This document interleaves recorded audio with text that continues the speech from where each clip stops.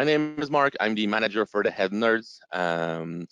I wrote this course a few weeks ago with the idea of giving you guys a good technical primer for this. The role of nerds has expanded over the years to really become customer advocates. We're trainers.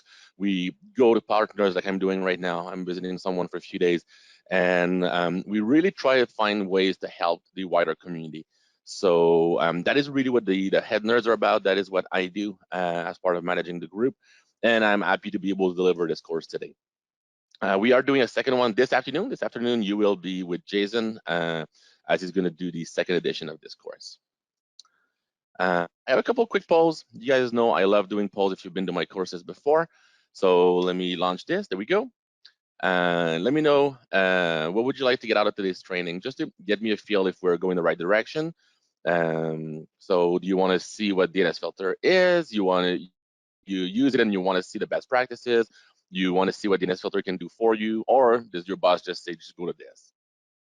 And we'll kind of go from there. So I'll give you guys a sec to vote. We're about 60%, so a couple more seconds. All right, sounds about right. Okay, let me share the results. There we go.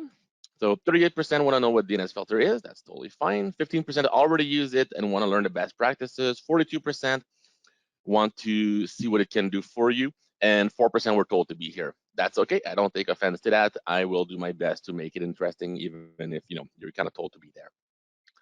I got one more question. I'm just curious to see if you use any kind of DNS filtering product.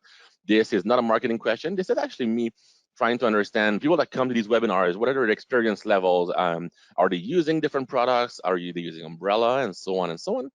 Just to kind of get a feel for you guys. So take a second and vote. I'll let you guys a chance to get through this. All right, well, already 60-some%. That's good. You guys are pretty fast. That's nice. And all right, sounds about right. So if I share the results, about 20% of you use it for a bunch of customers, 13% for one or two, 42% no, but we're planning on it, and 25% is like, nah, it's not for me for right now. Again, not a big deal, just gives me a feel for what you guys are looking for and what you guys are doing today. So that's great. With that, let us talk about our agenda for today. The agenda is actually very straightforward. We're going to go through a bit of an intro. That's what we're doing now. We're going to talk a little bit of why should you care. I like when I do boot camps to at least explain the logic behind why do these products exist? Why do we do these courses? Like, what is the benefit for you as a tech, as a business owner, as a manager, whatever your role is? What is the benefit for you to go through these and to look at these products? We'll go through that. And then we'll talk about some of the prerequisites if you want to be able to use that product. Here's what you need to do. We're going to talk about different setup options that you have. There's two main ways to set it up, so we'll discuss that. Then we'll go through how does it work, the config of it, looking a little bit at the reporting, and obviously a Q&A at the end if there's any more questions. But like I said, if you have questions along the way, please ask them. If they are related to what I'm going to at the moment, I will gladly answer. If they are not, I might keep it for the end. Don't take offense. It might just make sense to wait a little bit to answer it when we get to that topic. I just don't want to break the flow for everybody sometimes, so I might just do that. So again, I will not take, I will take the question as much as I can that way. So let's start with that. Why would you care? Why should you care, right? Honestly, with a security profile, the way that we've seen the landscape change with so many MSPs being targeted and the MSPs customers, we're seeing a stronger approach with a layer of security, right? Like you want to do your prevention, you want to do your detection, and then you want to do a response when an incident, God forbid, happens. On the processes side, you want to have good security frameworks. You want to have good internal workflows for increased security, preventing risk of bad actors and things like that. And you want to go through a decent auditing. So all of these things are trying to break the attack chain. Vast majority of the time, it'll be through social engineering. They'll say, go to this site that's completely not malicious. And that's how they get to your customers in a variety of ways. Using a tool like a DNS filter will go like, hold on, this site is something's wrong with it. I don't want to let you go there. And then it can actually raise eyebrows instead of letting him go through with the attack. So this is part of the idea. Now, if you have looked at the layered security before, this is obviously like a big onion. You want to peel the layer to get to ooey gooey middle, which is your data. That's what people are after. So obviously through all of these layers, right? Like everybody should have, a decent mail protection, an endpoint firewall, password management, and so on and so on. And as you have all these layers, you increase your security profile. A DNS filter is a good added layer of security that will sit either on the network layer, because you can do a site setup, or at the device layer, where it's going to have a roaming profile there. So this is something that will help you do that. And Steve's asking if you could use DNS filter in conjunction with or instead of a content fire filtering or a firewall on a firewall. Yes, you can use it in conjunction with that. So the way the DNS filter works is through DNS management. It will do dynamic DNS redirection and different things to secure the machine. So if you set it up on the network layer, you just need to make sure that whatever tool you currently use does not do it through DNS. And if it doesn't, then you're in good shape. And on the device level, if you do it through a device install, it's a roaming client that will work wherever the machine is. So that's a bit of a different thing. DNS filter is it kind of like a web filter? Kind of, not really.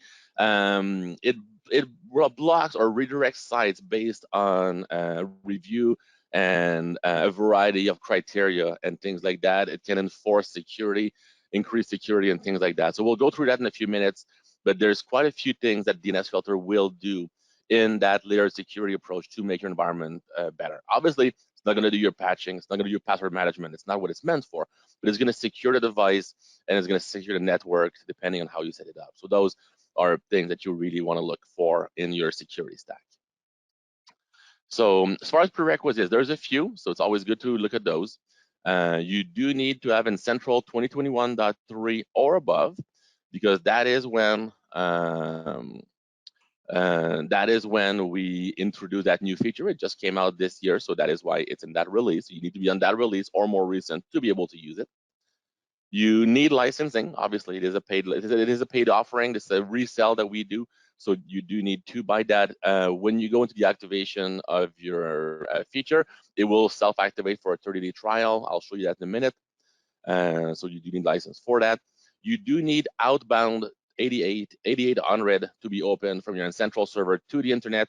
Most people don't block outbound, so it's usually not a big deal, but it's important to note. I've had a couple of partners reaching out to me that said that that was a problem for them. So you need to make sure that that's open. If you just block everything outbound except for specific ports, you will need to add that. Guys, don't worry, this is decaf. I already speak fast enough. And finally, DNS filter does not work for NFR servers or multi-server environments. So that's something also, if you have a test server or an NFR server with us, with N-Central, you will not be able to set up the DNS filter on it. You can only set it up on your primary N-Central server. And if you have multiple N-Centrals in some cases, you can only do it on one of them. That is a limitation of the product right now. This is being worked on, but as of today, that is a current limitation to be aware of. So all of those are prerequisites / limitations that people should be aware of before you go down the rabbit hole. As long as you follow these things, you will be in good shape. So how do you want to enable the integration? It's honestly super easy. Let me show you guys. I'm going to go through, where's my, oh, there it is. There. So once you're in Central, right, you're going to go to system or org level, you go down to integration, and you go to integration management. Then you're going to see DNS filter. Right now, mine is in trial. You would just have here to start or activate your trial. Just click on that, and this will set you up. This is my test server, so they're always in trial. It's fine. But you would see in trial here. You can click start your trial. It sets you up for I think it's a 30-day trial. So you will be able to set yourself up with that automatically. If you have any issues doing that, you can reach out to your partner success manager or PSM, and they will gladly help you as well. Either or is always a good option. So it is literally as simple as that. So if I went too fast, you go at the highest level you can, you go to integrations management, and you turn it on. Once you do, you will see DNS filtering will show up here, and that's what we're going to spend the rest of our time doing and working with. And this is what you need to activate. Whether you're going to do a site or the device level setup, you still need to turn that on. Once you do have your setup options. So talking about that, there's two primary ways to set it up. You can have a roaming agent and you can have a site setup. So the roaming agent will install on every device. It only works on Windows, however, but it's going to work from anywhere the device is. So for me being in a hotel, this is turned on for me. But it needs to be installed locally on the machine. Obviously, on Central will take care of that for you. So the roaming agent allows you to protect the device and everything on it, but at the device level. The site setup, you don't need to install anything. It will protect the whole network, and it will work with any OS, because any DNS request that gets sent, whether it's Linux, Mac, Windows, whatever, it will work on anything, and it will secure those devices. It will only work for the network where you configure it. That's also important to note. If you have multiple subnets, if you have multiple public IPs, you want to make sure you configure them properly with the DNS setup to secure that. So what we tend to see is we'll have people that will do the site setup, like for schools and obviously those kind of networks, those larger networks, and then specific devices that are on the road, they'll get the roaming agent. And a few people are very astute. They're asking, can we do both the agent and the site setup? Yes, you can. The way it's going to work is that the roaming agent will take precedent and will secure the device, and then will do what it needs. And if you have a site set up for that site also, that's also good. From a licensing standpoint, obviously, and that would be a little tricky, but you can talk to your partner success manager. There's ways to work with that, and that will simply take care of that for you. All right, let me just see if there's any more questions I need to look at. New, and yes, all right. So that works. So once again, we're gonna go through both setups. Honestly, the config is more or less the same. It's just gonna be a couple things on the profile that are slightly different. So it's really that. So if we want to get started with a roaming agent, it's pretty straightforward. The way it's going to work is that you're going to activate the feature. I just showed you how. You're going to make a profile. Now there's 3 profiles to do. I know it's tedious, it's weird, but that's how it works. You have to do a content profile, you have to do a block page profile, and then you make a main profile where you select those. I know this is how it works. Super easy is the way that it's going to work. Then you want to assign the profile to a test device or devices. Then you deploy DNS filter, and then you configure it. Now there is no reboot needed. That's super important to note. You don't need to reboot the machine when you install DNS filter. That's awesome. It's a very good plus. Then you want to test it, go through a few known bad sites or sites that you're blocking through blacklist, see what it looks like, make sure that your block page, custom block page come up and whatever works. Once you're happy with it, you deploy it through a rule and you're good to go. And then you can do it per device, per group, per customer, whatever you want. You can have different profile for different groups. And then it's just a matter of configuring like you would any other feature, whether it's patch or deployment and stuff. So yeah, so that's pretty easy. All right. Someone's asking a question about specific sites being blocked because they're testing it. I'm going to come back to that question. I kind of know why that's happening, so that's completely normal.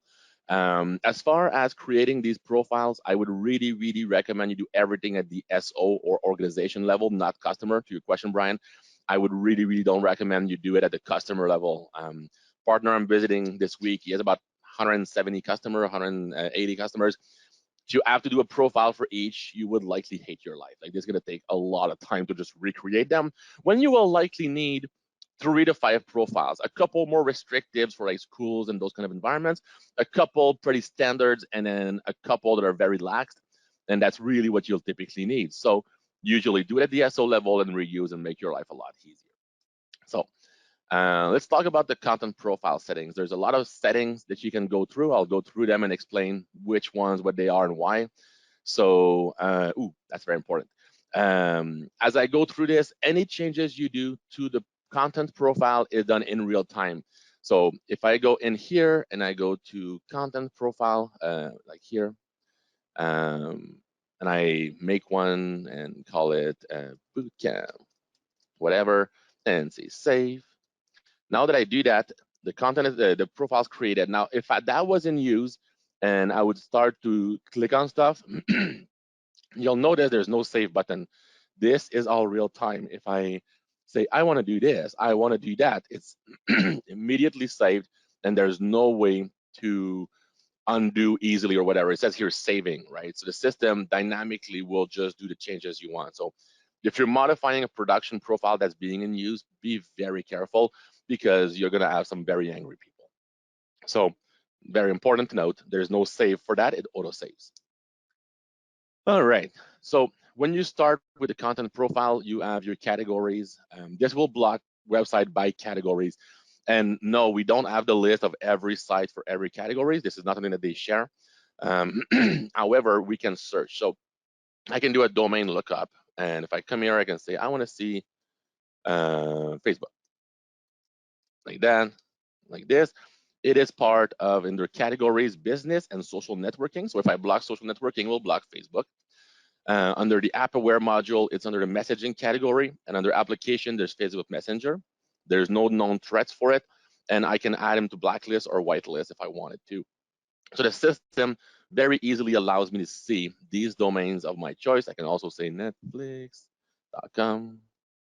That one will be streaming media and entertainment, no app or security threats. And once again, I could add them to a block list or an allow list if I want to do that as well.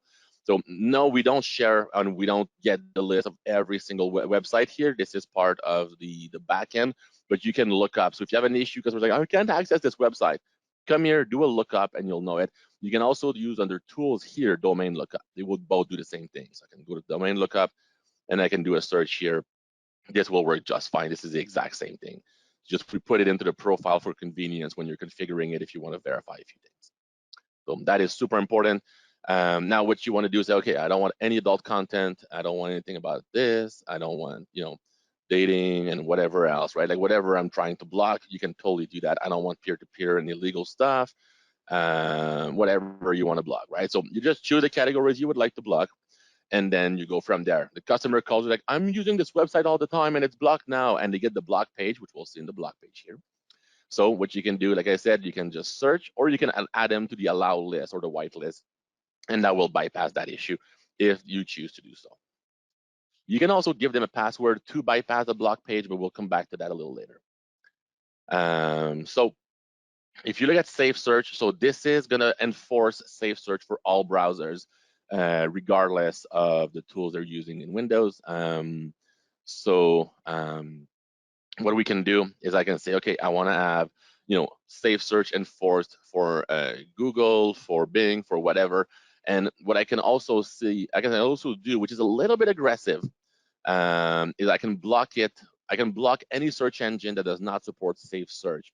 So Yahoo search or things like that. If they don't have a safe search option, I can block them. That is slightly restrictive, but that is an option. So if you have a network, like again, in elementary school, things like that, that might be super helpful. A lot of corporate environments may not like that so much. If you're not familiar, just look at Google Safe Search. If you literally Google it, you can do searches that will remove sites that are known to be of a not so safe nature and might not be appropriate for children, things like that. So that will block those automatically for you, and that will just take care of that side if you choose to do it. So it's not something that is mandatory. I personally don't recommend it unless you're going to do it for a school, for example, or an environment that has children and that will need that. Then the threats side, this is really where the magic happens. There's a lot in there. Oops, sorry.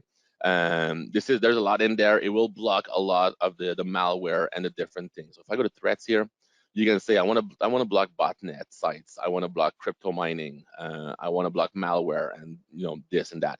A few of them you want to be careful. So obviously crypto mining, that's fine. It explains here, right? It'll be sites that will serve the files for crypto. If you don't want that, that's totally fine. Malware, known sites that are compromised, obviously, that's good. Command control for botnets, right? So a lot of botnets go to the same place to check in and say, what do I do? What do I do? When do I do my DNS attack, DDoS attack? Then you block those. They can't call home anymore. So if you have an infected network you don't know about, this might just help you take care of that if you want. New domains is a bit aggressive. If you have customers that do dev work, please don't enable that. They're going to hate you. New domains, what it will do is that it will block any domain that was registered recently, like in the last 30 days, will be blocked because they have a high probability of being malicious. Most of the sites that people go to day in, day out are sites that are established. They're not new domains. They're not just completely brand new purchase in the last 30 days. The ones that rotate very rapidly are the ones that when you go on Facebook and they sell you these spandex pants for $5 instead of $200 because reasons. And people click on these sites, they order them, and nothing shows up ever because obviously it was fake. This will help block a lot of those. So that is completely an option if you want. Phishing and deception, that's pretty self-explanatory. I want to block phishing websites, definitely. I like that. And then proxy and filter avoidance. So this is something that will be blocking anonymous proxies. This is similar to what Netflix does. If you use VPNs to use Netflix, a lot of times they'll go like, no, I can see you're in a proxy. This actually detects that as well. If you're on the anonymizer proxy, this will detect that and will take care of it. And if you want to block translation websites, this is sometimes they'll use that to circumvent content filters. So that's an option if you want. I typically don't recommend that personally, but that is an option. If you have concerns with it, if you have problems with it, you can come back and do that. All right, so these are the main categories. Like I said, this is where a lot of the magic will happen with the tool. This is going to be super helpful. Now, if we look at AppAware is a section that will block actual applications from being able to call home and do whatever you want. So for example, if I go to AppAware, I can say, you know what, I want to block under file sharing. I want to block all the file sharing apps. Obviously, that's a bit aggressive because none of those, well, uTorrent you want to block, obviously. But I can block all of these websites, BitTorrent clients, ForShared, maybe Dropbox, that's a little aggressive. I might not want to do that. So then you choose which ones you want to block and not block. But this gives you the ability to block entire apps. So if you have a Windows app installed, this will block the app and its websites from working. So for example, if I go to, where is it? Slack, under business, if I block Slack, the Slack website as well as the Slack app will no longer work on that machine or on that network if I do it through site setup. So obviously aggressive, but if this is something that your company says, we want to block these because let's say, you used to use Slack, now you move everything to Teams and your team is still refusing to use Teams, they're still using Slack and that's what they like and whatever, you can enforce it by simply blocking it. Okay, it's aggressive, I get it, but that is an option. AppAware is not the feature that I will personally use all the time when I set it up or when I discuss it, but this is something that's good to have if you want to use it. All right. I'm seeing a couple questions. I'm gonna come back to that. I did not forget you guys. I just want to just kind of keep going through this for now, and then we can kind of come back to it. So guys, I did not forget you. I'm just gonna get through those settings first. Now the allow list and block list, they are what you expect them to be, right? I can come in here and say, I want to allow these websites, and you can actually import them. So if you have a list of domains, you can import the domains, they'll show up here, and then you can import them and manage them from here. Same thing with the block list. If you have known domains that you block with another tool or that your customer gives you, like, I want these 10 websites blocked, you can type them or you can import them, whatever you prefer. And they will show up here. And that's all super easy. So I can say like, oh, I want to block netflix.com directly at a domain. Oh, netflix.com, sorry. And say, yes, please. Do you want to add a CNAME and everything for it? Yes, please. And now this is an entertainment and streaming media website. The system already sees that. And now this is blocked. Now it says here, this is applied. It will take a few seconds or minutes to take. Usually within 30 seconds to a couple of minutes, this will be applied. This will be configured for you, and you don't have to do anything else. But you do want to just make sure that you test it once you configure. So you add this site, you wait a few minutes, you go onto the machine, you click on the site, and like, oh, it's blocked. Okay, this worked great. So that is allow or block, right? Whichever one you want.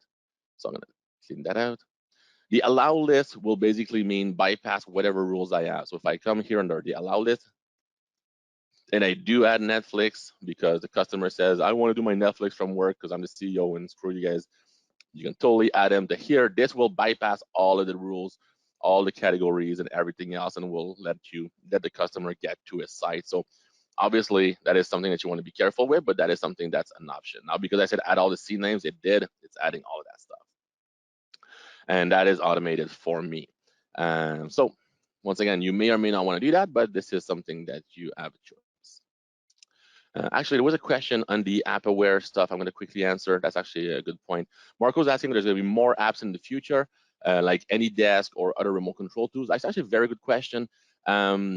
If you want, Marco, what I'll do is I'll give you my email, reach out to me. As far as I know, the list is fairly static, but they are adding apps from time to time. So I'd be happy to discuss it with one of the product managers to see what is the plan for the future to add, then get back to you on that. So what I'm going to do is put my email address in the chat, just like that. So if you want to send me a quick email, Marco, I'll gladly discuss with PM and get back to you. But like I said, my understanding is that they are adding apps from time to time based on needs. So definitely something that you can look at. The advanced settings allow you to go through a couple extra settings. So for example, you can block advertising. So like it's basically like an ad block. You can actually block advertisings from websites. Now, this is one that some customers may or may not like, right? If they go to wallstreetjournal.com or the Times or whatever, all of these sites will not function if ad block is on, so they may not like that at that level. So you may want to use that carefully. Trackers as well, so you can block trackers, the cross-site tracking and things like that. You can block a lot of those, and then you have your new domains and park sites and domain. The new domains is the exact same feature or button as it is there. So new domains here is the same thing that new domains here. If I actually turn that one on and I come here, this also gets turned on. This is the same thing. Reason that is there twice, honestly, is that when we build the integration, this used to be part of the beta feature, and that's where they put a lot of the beta stuff. So that is the reason why. There's no other good reason for it. So it will just basically take the same setting for both, and it's not a big deal. So yeah, and then you have a few more beta features here, right? Blocking uncategorized and unknown sites. If you need the CIPA compliance, that is the Children Protection Act, Children Internet Protection Act. Yeah, that's what it is. So if you need that, you can turn that on. It's for specific countries, but some people also just like to have it. It's a good way to block stuff. By default, you have the IWF and Project Arachnid filtering. It is turned on. It is automatic. This is protecting from a lot of very, very inappropriate websites that I'm not going to go through too much details, but you guys can Google it. This is automatic. This is on. This should be on. There's no good reason turned off, so it's on. So yeah, so someone's asking if there's reporting. Definitely, we'll come back to that, but there's tons of reporting here. And that's that. There is a way to NAT the IP. So this is allowing multiple policies for a single network. There's basically, if you're going to use that feature, it's a very advanced feature. So far, I don't know any partner that do. But if you want to use it, just go to this KB article. It goes through everything you need to know about it. This site explains the way that the policies work, the NATing policies, and so on and so on. So if you need to go through this, I would literally just refer you to that. I don't want to go down the rabbit hole too much. This is just something that's available if you need, but so far I don't know anyone that is actually using it. So yeah, that is my 2 cents on that. All right. We talked about all those. We talked about the profile settings. So now let's talk about the blog pages. So once you've done your profile, right? I've done this profile. It's great. I love it. I'm done with it. I then want to go to my blog page profile. The blog pages is basically what the page that says, hold on, bootcamp. Easier if you don't make typos. All right. So the blog page is basically configuring what the blog page will look like, right? So like, oh, this is Marc's MSP stuff. The notice email to the click to request help. It will be, marc@something.com, whatever my email is. And then you would go here, put a custom logo on the blog page if you wanted to. Then you can save it, you can preview it. It's super easy, right? So when that page gets blocked, you can then preview it. Should be not yet. Okay, I'm gonna put a custom logo. So what if I put one of my nerd logo just because? So I go images, and I'm gonna put this as my logo. Yes, please. Save. There you go. If I preview the page, this is what it says. The domain has been blocked by Marc's MSP stuff. Due to this, click here to notify. That is where it will email me So it says mark@something.com. So this is the block page you will see. You can put your logo, and it explains that this has been blocked because of a filtering policy. So this is what the block page will look like for that customer. You can change the name, you can change a couple things, and that is all there. And that's quite literally all there is. If you want to redirect it, you can simply say, here's what my redirect is instead. Instead of using the standard host page, you can actually redirect it to your own web page that you host. You can do that if you prefer. I'm guessing that the vast majority will do that. So that is most likely. Here is going to be 90% of people because it's easier. The bypass password option, that is a really cool option. The bypass password allow you to say, okay, well, if the website is blocked, I'm going to say password is Mark is awesome and save. That password is basically now I can give that to my customer. When they get that web page, they will have a button to say enter the password to bypass, and that will bypass that website being blocked, and then it will let them in. I can still see that they went to it in the blocks, but it will at least report here. It will at least let them see their page. This is something you want to use sparingly, because if you let everyone have the bypass password, everyone will just bypass it and get to whatever page they want, and then the whole thing doesn't serve very much purpose. So you want to be very careful with that. So, obviously you want to be a little careful how you're going to configure that. Yeah, so you create your blog page. Once you've done the blog page, it's quite literally all there is. There's not much more. Again, either your own page or the hosted page like you saw. You put your logo, your stuff, you save. Get the password if you want to use that. And then if I come back, we went through that. That's easy enough. The password is great. We talked about that. All right. So once you've done all of that, right? Once you've done your profile, your 2 profiles, and you're ready to go, you need to make a main or master profile. Once you do that, you will need to simply pick your content filter profile and your blog page profile. So if I go to profile now, then I make a new one and I call it Bootcamp and save. Now that I do that, it's going to ask me which profile do you want to use. So I want to use Bootcamp. And which blog page you want to use? I want to use Bootcamp. Now I have saved here, and I'm done. It's literally all there is. Now that profile is ready to use. The profile you assign to customer, to devices, to your rules, it is the one that is here, the DNS filtering profile. The content and the blog page profiles have to be created as dependencies of a profile, if that makes sense. So that is the intended way to use that part of the product. Couple of things to note: the default profile that is right there literally does nothing. So you need to have a default profile, because if you don't create one, you won't know. But the default profile basically lets everything through. It does not block any category, does not block any bad site, doesn't do anything. If I go in it, sorry, I'll go into the content, and I go into the default policy here. It doesn't have anything turned on. Actually, no, this one does, because we've been messing with it, but typically the default won't have anything. So be very careful. You will want to create your own, tweak it to what you like, and then use it. But this one we've been messing with, so that's fine. But normally this will be completely default, completely vanilla, and that is something that you need to have. But you will want to create your own, like I did here. Couple questions with regard to profiles. Can you have a list of for users or groups? Example, allowing a list for the CEO. Can that be applied to a person? It doesn't apply it to a person. It will apply it to a computer. So if you have the CEO's computer, you can install a different profile on his machine. But if the CEO goes to someone else's machine, you would get the profile that machine has.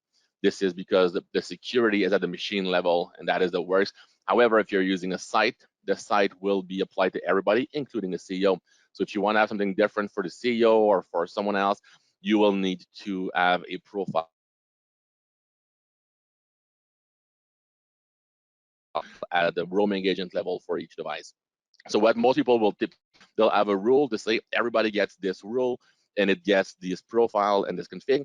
Now you're going to remove a few devices from those rules, and you're going to have a special profile for them. You can do that through custom properties in different ways, but that is going to give you that information. So very good question. Thank you. Someone's asking if we can block on specific daytime, so blocking sites at day, like social media during the day, allow them at night. Currently, no, there's no option for that, but I know this is something that's been discussed, but I don't have any info on that as far as when. The allow block list can be customer based. You would have to do a customer specific profile. So if a specific customer says, I need these 2 sites allowed, but it's only for that customer, you have to make him its own profile at that point to allow it just for him. So that is something that's important to note. Next question.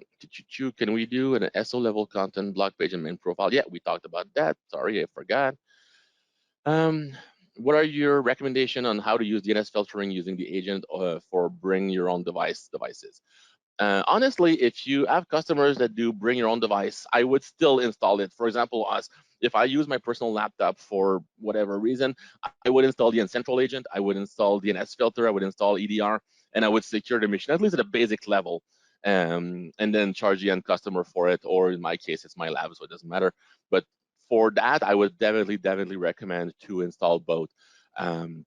You want to have a decent level of security. The problem with not having anything is that obviously you're exposing yourself.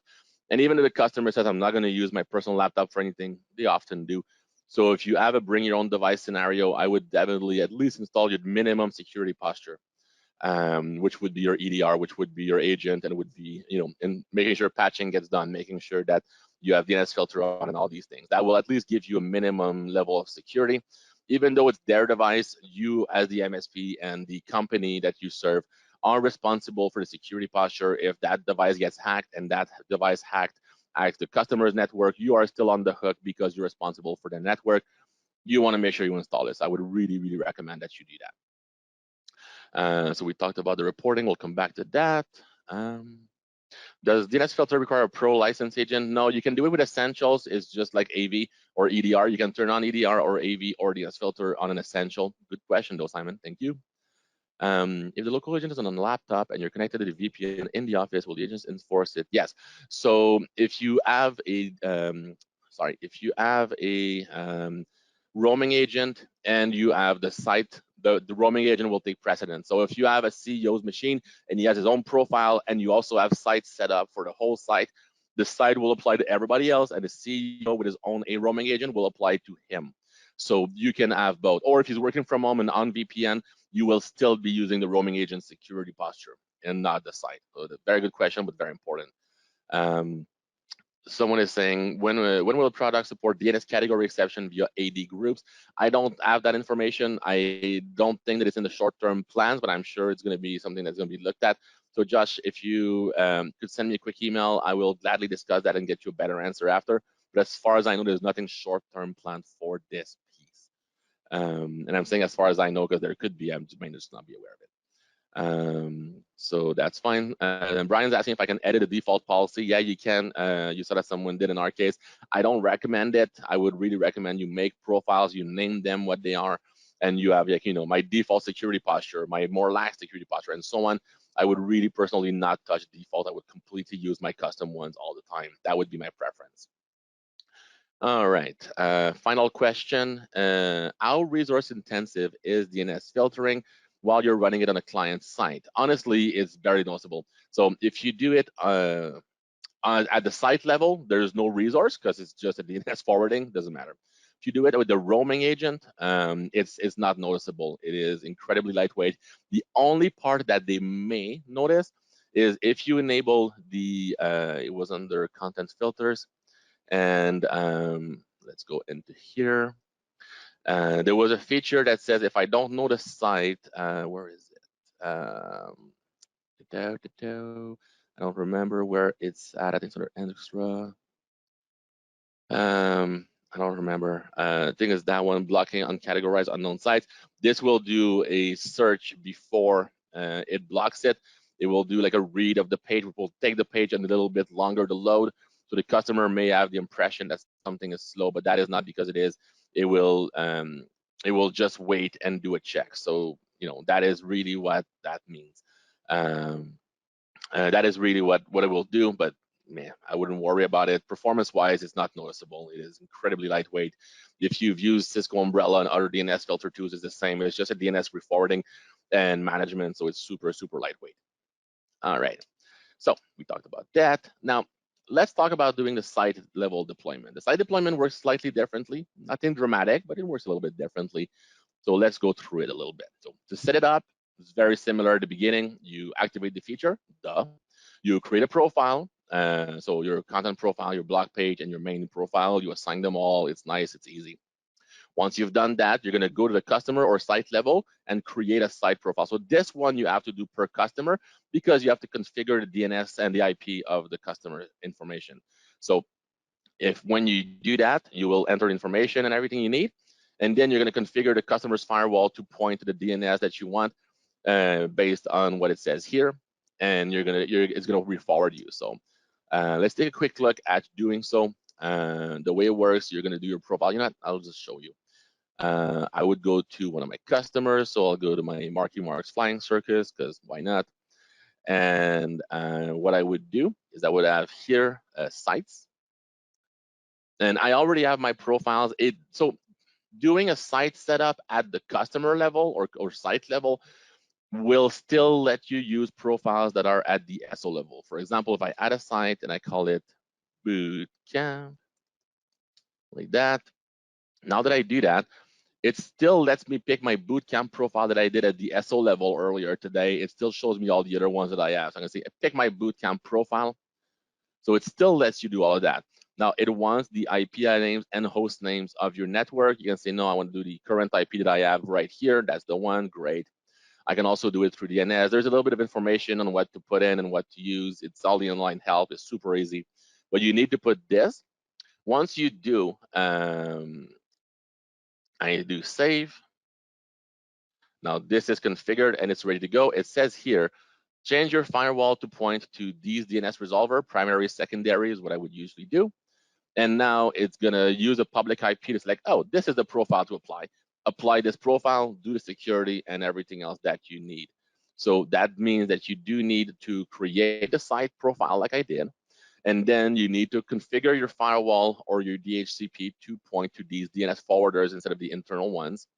So you want usually on the firewall, you're going to change that. So you leave your DHCP internally to resolve DNS, but the DNS reforwarders externally are going to be changed to this. And that is what's going to allow you to have the security at the site level. So it's quite literally that simple. Like I said, if you have the roaming agent on the device and you're setting up sites as well, it's not a big deal. It's not going to break anything. The DNS roaming agent will take precedent, and that one will be ignored. So whatever one you do at the device level, we'll take ownership of it. So yeah, so that is something that you can do. All right. So that's that. That's quite literally all there is on sites. Like, it's super easy. The complexity comes from changing the firewall, really, but you guys should be pretty good with that. Once you've done all of that, it brings us to reporting. I keep getting questions on the reporting. Actually, before I do, I got a couple questions about installing the agent. Honestly, to install the agent, it's a feature you turn on. I'm sorry, I made the assumption that this would be duh, but obviously, let's take a second. That's on me. So we're gonna go to settings, and we're gonna go to DNS filtering. You turn it on, then you say, I want to have my bootcamp profile, and save. It's going to install it on my machine. This is actually my laptop. It's going to install it on my laptop and turn it on and do whatever it wants. Super easy. This is doing it one device at a time. So when you're testing, that's a great way to do it. My laptop will never even know it's there. Obviously, I have a pretty significant machine performance-wise, but whatever, it doesn't matter. If I go up one level and then I go here and I want to go to config, monitoring, and rules. So I would come in, and when you make your rule config under the config area, you have DNS filter. So you can see, I want to install DNS. I want to use this profile and install it immediately. So when new devices show up, as long as they're targeted by this rule, it will deploy in bulk for that. So that is how you would install the agent in bulk, right? You would make your profile, you would make a rule for it, you would deploy to all your workstations and laptops and servers and whatever you choose. Do it completely immediately. Now, it says immediately install and reboot during the next maintenance. It doesn't need to reboot anymore, so that should not be an issue. It's just if it needs to do a reboot later, it will be able to do it, but it will wait for maintenance. So if it does need to reboot for any reason on that specific machine, it will do it during the next maintenance. All right. On the site level, there's a couple questions about, which IPs to put in everything. You need to put in the reported public IP of your network, because that is what the DNS forwarder will use to figure out what to do. You can do it through DNS name as well. It will back resolve the IP to a DNS, and we'll get that information. So Ian, if you want, what I would recommend, if you want to go a little deeper on that side, you can reach out to your PSM and have a discussion. But it's pretty straightforward. You just need a public IP of the customer to do that. So yeah, that is just something to do. So installing the install process, does it also install the certificate? So if you need the certificate for Firefox, no, it will not install that for you, because Firefox does not allow you to do that. So you still need to do that. So if you go to tools here, I was going to cover that a little towards the end, but good question. You can come in and download a certificate. It's really just for Firefox. It works for everything else.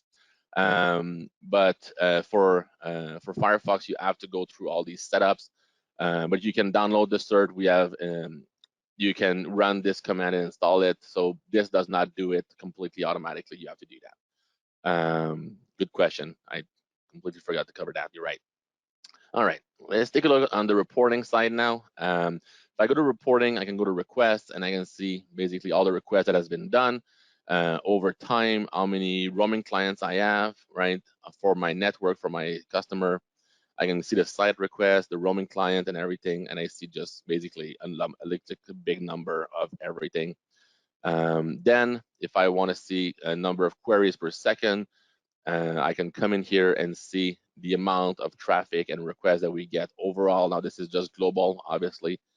I can see the top requests, and I can then see threads and blocked sites. So I can see here the number of requests to specific sites. Someone was asking, can I see if someone's using Facebook all day? Can I see if someone's using this all day? If you don't block it, you would still see the number of requests to specific sites. I can come in here. I don't know if Facebook will come onto that list. No, it doesn't, because I've never gone to that on one of my lab machines. Nope, it would make sense.